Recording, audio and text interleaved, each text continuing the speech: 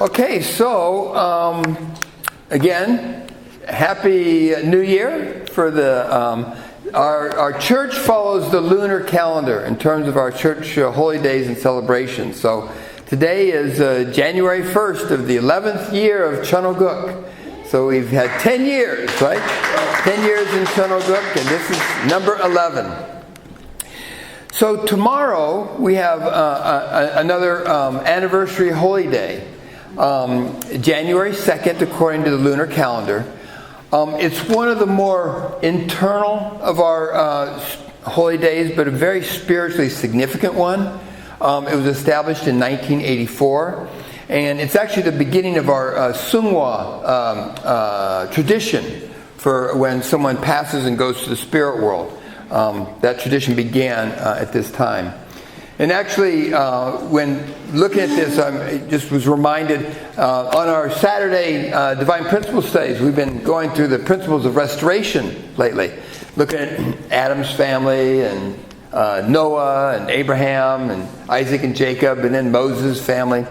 And the events around the founding of the Day of Victory of Love really reminded me a lot that really the process of restoration, the province of restoration, is alive and it's happening every day. It's happening in our lives.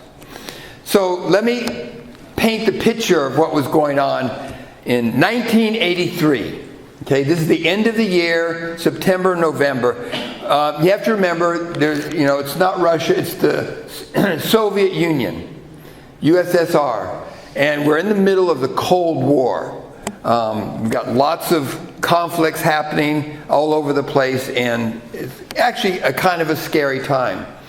So in September, a Korean airline flying from New York goes to Anchorage, Alaska, and is going to Seoul, Korea, is shot down by a Russian jet.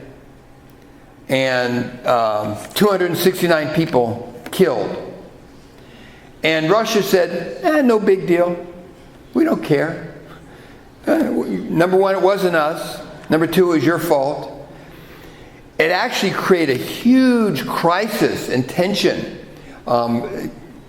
In terms of the Cold War, the next most tense moment was actually back in the Cuban Missile Crisis, where Russia started putting missiles in Cuba, right off the coast of America, so they could easily attack America. That was a pretty tense time back then too. So that's happening. So Korea is kind of like, what's going on? There's nothing happening. You can't, no consequences for actually murdering all those people. So Korea feels kind of a little bit powerless.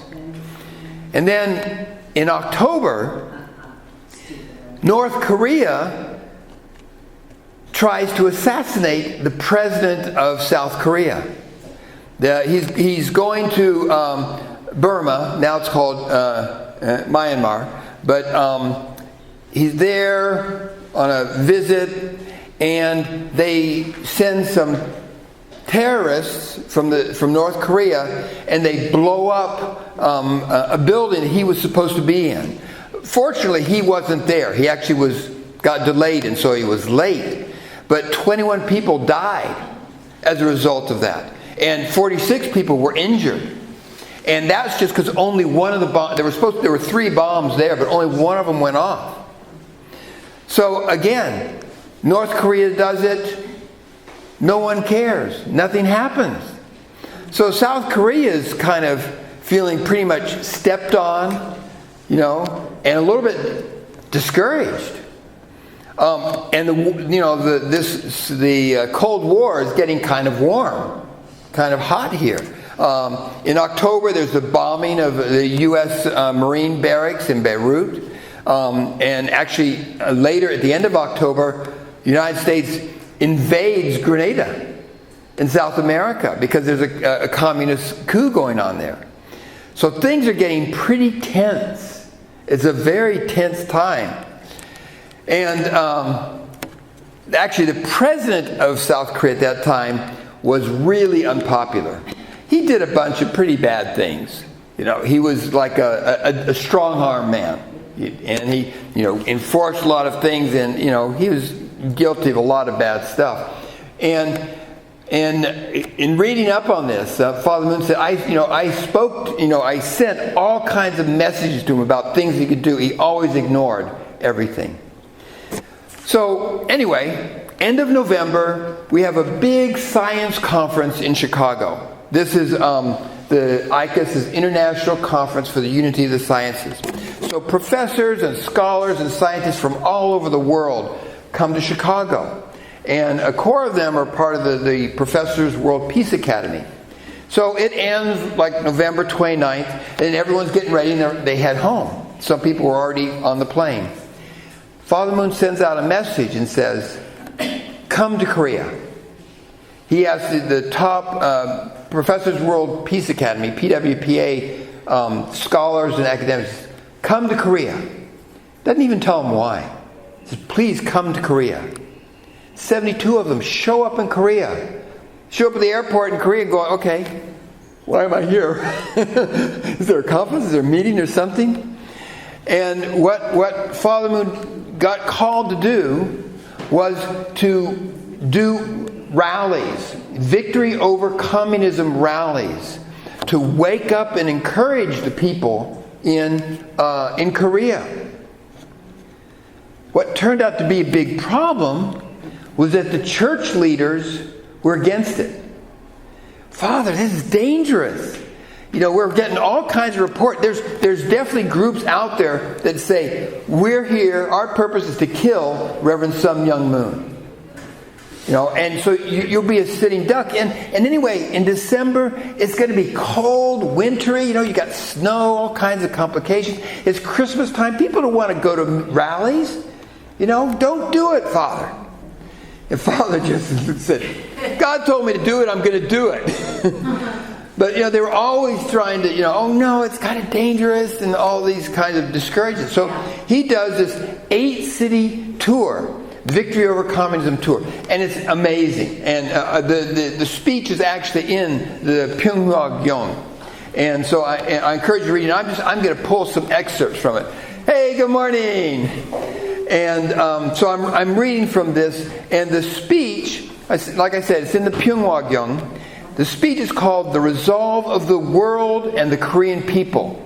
So he's really doing this Victory Over Communism tour to encourage and uplift the Korean people in the face of the fact that their airline was shot down by the Soviets, that the president was attempted to be assassinated, and many of their ministers of state were killed in Burma.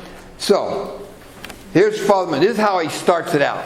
He says, patriots, Victory Over Communism members, guests from home and abroad who have filled the stadium. It is truly a delight to see you again after such a long time. We were shocked and grief-stricken by the downing of Korean Airlines Flight 007 this past September, and the bombing in Rangoon, Burma in October. I heard the shocking news while I was overseas, and like most people in our homeland, I could not suppress my grief and great indignation. Yet, despite this tremendous shock, the people of this nation were not disheartened. We passed through this ordeal. I felt reassured at that time as I rediscovered in our nation's people the traditional spirit that rises like a phoenix as we overcame the numerous crises that have befallen this land. The title of this speech I would like to share with you on this occasion is The Resolve of the World and the Korean People. So I think Father Moon right there, he's really just encouraging people, because I don't know how many people were completely inspired and energized, but he's affirming them, and he's raising and stimulating that spirit in them and encouraging them. And in the speech, it's really a good talk. He goes through and he outlines some of the problems of communism, at the root of it, what the issues are. And he lifts up, we need a God-centered solution. So he talks about Godism in it. And then he goes into depth about unificationism and the unification worldview. This is from like in the middle of his talk. Father Moon says, unification is a teaching that expresses God's truth and love. Its primary goal is to resolve all social and global problems, completely eradicate communism from Earth, and establish a world of true freedom, peace, and prosperity. It aims to realize a world under a vision of one great family based on a new value system of ethics and morality. It seeks to manifest a united world based on the principles of interdependence, mutual prosperity, and universally shared values, free of all forms of oppression, exploitation, discrimination, and social evils. This is its ultimate goal. So, we've heard many times, and Mother Moon has made many of her conferences recently, all about the theme of interdependence. We need each other, we need to work together. Mutual prosperity, if we all should prosper if one's prospering. And universally shared values, the importance of values. So then, he lays all that out, gives a vision to them, and then this is how he concludes his message. He says, when communism is completely eradicated from this world, the long-cherished desire of God and dream of humankind, a world of peace and freedom, shall be established on earth. We will also achieve the reunification of the homeland, which is the cherished hope of the Korean people. For the sake of that day, let all of us, all the people of this nation, unite together as one. Let us firmly resolve to overcome communism. Let us rise together in one accord with the people of the world to march forward and bring down communism. Boy, he just really it was a rally.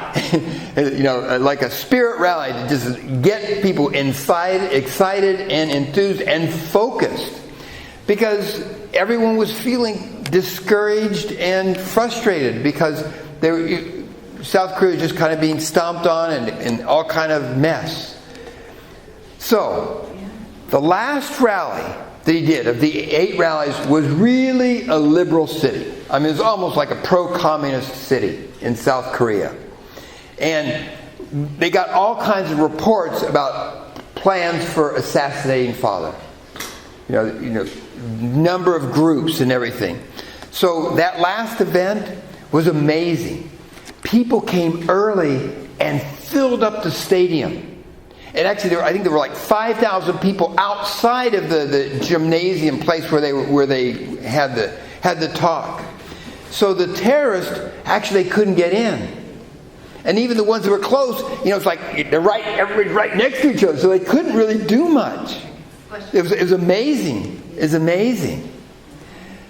So at the same time, in New York City, in upstate New York, Father Moon's second son, Heung Jin, was in a car crash. 17 years old. He's driving a car. He's got 2 friends in the car, also second gen, driving and going over a bridge in upstate New York. And it's cold. The bridge has lots of ice. So there's a big semi-truck coming the opposite direction. For some reason, he puts on his brakes or something and starts to skid. So the truck is coming the other direction towards him, starts skidding and turning sideways.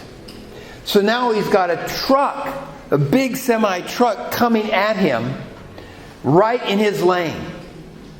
So what he does is he turns the car, but he turns the car so that he hits it first. And what it does is he protects the other 2. Actually, he's seriously injured. Eventually he dies a few days later. But the other 2 people in the car, they only had a few scratches, almost nothing. So he took the whole blow.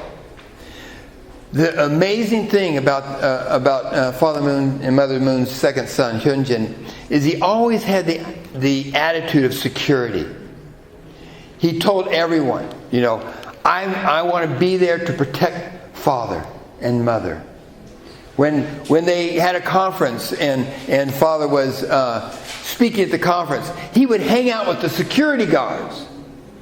And people said, why are you doing that? He said, look, these security guards, good job, but they may not be willing to jump in front of a bullet for Father. I will. And he had that attitude. And even he cultivated that attitude. I want to protect others, particularly Father. And this was like his prayer and his determination. It's really interesting to hear all the things and activities that he would do, because he wanted to be sure he could protect Father and Mother. Always protecting, that security mind. So the problem happened. Satan attacks when we don't unite.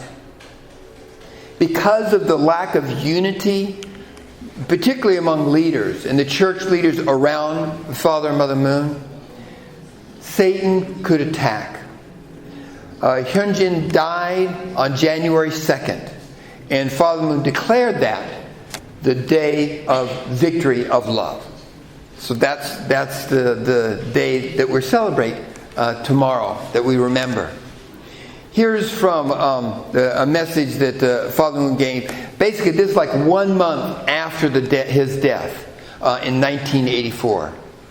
Father Moon says, many things were accomplished through Heung Jin's sacrifice. In life, he was the most filial son. But now, this most sincere and pure child is in the embrace of God. If Heung Jin's sacrifice had not occurred, there could have been two very unfortunate developments. First, the North Korean military could have invaded South Korea. Second, my earthly life could have ended.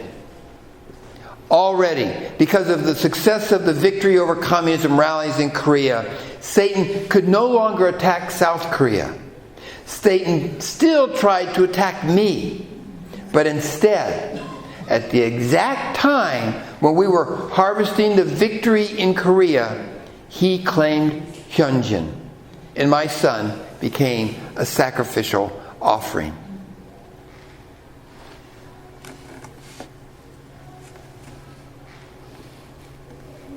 It reminds me of the story of Isaac and Abraham. When we talk about Abraham, God asking him to offer his son Isaac. And a lot of times people forget that in order for him to successfully do that, Isaac also had to be willing to be a sacrifice, to trust his father. So when I think about this story, how Heung Jin continually had the prayer, God, if you need a sacrifice, I'm here. I'm a sacrifice, particularly to protect Father and Mother in their mission to accomplish your will in the world. So, in thinking about the Day of Victory of Love, and just my own reflections and thinking about the significance that it has for us, the first thing is maybe because we've been studying Divine Principle on Saturdays and focusing on the principles of restoration, but it really reminds me of the principles involved in restoring things, in the providence of restoration. To fix something, to make something right, there's always a price. Indemnity is what we call it, the price that's paid to make something right. And our first and best offering of indemnity is faithfulness, is obedience, is attendance. God, especially when we study the providence, if people are faithful, then God moves the providence forward quickly. But if they're not, then somebody has to pay a price. Even in our own life. If we do things right the first time, it's easier to be successful. But if we don't, then it tends to be a lot more work to fix it after the fact. Actually, there's some of the Old Testament stories I'm reminded about. This is Samuel was the last of the judges. He anointed Saul as the first king of Israel. And Saul, he's going out there and he's conquering all these things and doing all kinds of stuff. And he's complaining to Samuel because Samuel keeps telling him, you've got to be more righteous. And he comes back to Samuel and he says, look, we conquered all these people and we took all the plunder and things that we got and we made the offering. We sacrificed all the best stuff to God. Why do you keep complaining? Why do you keep bugging me? I'm making all these great offerings, these wonderful sacrifices. And then Samuel says to him, this is from the 1 Samuel, the 15th chapter.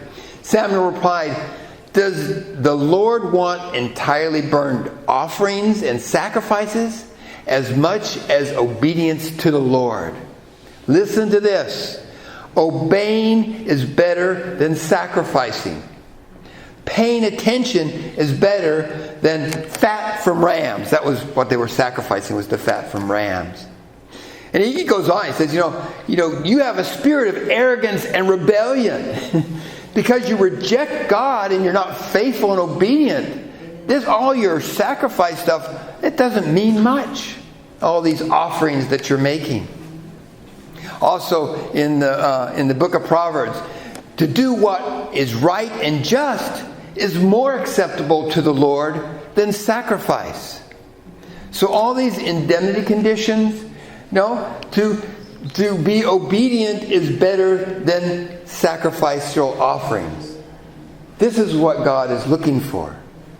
So when we think about the whole province of restoration and think about how important it is that we make the best possible offering, because the leadership and members around Father did not unite, they didn't trust and have faith in Him, then Satan was able to attack and strike. So the second point that stands out for me is just the power of unconditional and sacrificial love, especially the example that Heung Jin showed. This heart of living for the sake of others. The amazing thing, if you think about driving down the road, and suddenly there's, you don't have so lot of time to think. Suddenly there's this semi turning and coming straight at you. The natural impulse is to hide, to protect yourself, right? But because he'd been practicing this attitude, always caring and thinking about others, living for the sake of others, because of his love and care, without thought, he turned so that he could protect the other people in the car. And also spiritually, he protected Father.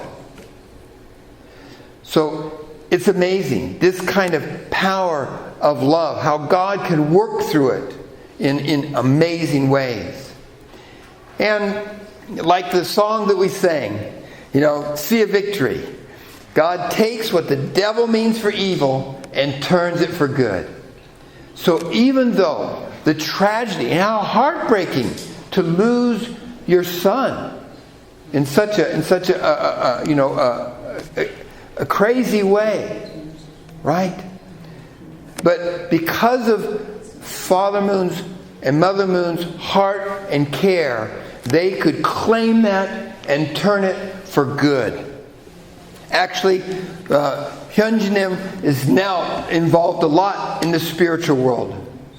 And even the Seonghwa ceremonies that we have, this Seonghwa tradition of honoring and sending people off to the spirit world, it started with the first Seonghwa was for Heung Jin. So we need in our life to take the evils, the difficult, the challenges that come to us. And if we can use the power of heart and love and care, we can turn it for good. Just like Father and Mother Moon did, turning Heung Jin's sacrifice, not making it a lost sacrifice, but claiming it for good. So let me read just something more about the Seonghwa tradition. This is again from Father Moon. The Seonghwa ceremony began with Heung Jin. The meaning of victory of love And the day of victory of love is being victorious over death through love. We had to proclaim victory over death. It is on this basis that we can hold Sungwa ceremony in the Unification Church. It is a ceremony of going beyond death and onward to joy. Those who go through the Sungwa ceremony can easily cross over all the valleys in the spiritual world. So, all these things come together. And tomorrow we'll be remembering and celebrating the Day of Victory of Love. Remembering Heung Jin, Father and Mother Moon's second son, who had this heart of devotion and sacrifice for the sake of others, living for the sake of others. So let me close with this. From Father's sermon, the meaning of the Day of Victory of Love. You must all know how great the Day of Victory of Love is. Really is. Instead of remembering the day of Heung Jin's death, we remember the day of his sublime sacrifice centered on love. Knowing the meaning of Heung Jin's sacrifice, everybody must march forward to inherit the day of victory of love and bring that victory to all nations and the whole world. Adieu. Please join me in prayer. Father, Mother God, our loving Heavenly Parent, thank you so much for your continual investment in each one of our lives and in your providence to bring healing and restoration to all people and to this world. Heavenly Parent, as we begin this new calendar year for the Chonoguk year, for the Lunar New Year, tomorrow will be the remembering Heung Jin's sacrifice and offering, the day of victory of love.